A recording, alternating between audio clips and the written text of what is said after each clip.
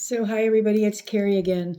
So, what I wanted to share with you is the reason that I wrote my courses on green building and taught over 20,000 in the real estate arena about it was that when I went to a seminar in Lakewood Ranch, Florida, um, it was pretty amazing. It's actually learned so much, whether it was climate change issues, and the built structure could be so much healthier. I didn't know that.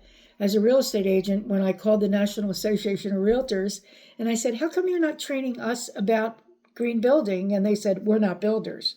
And I said, "Oh, we really have a problem here." And we did. So I created the courses. Um, but there's a lot that comes into play here. And one of the main things is the techniques that are used in green construction.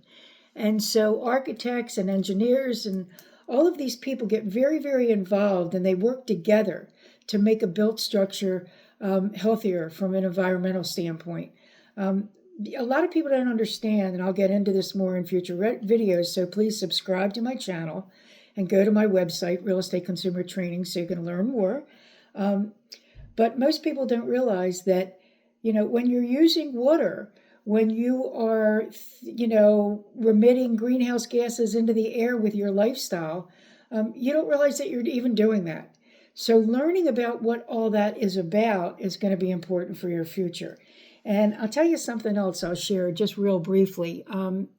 When it comes to materials that are in your home, whether it's your carpeting, the paint that's on the walls, believe it or not, that can be toxic to the inhabitants and the occupants of your home, your kids, visitors. I'm going to do more on sick building syndrome, which this is really fascinating.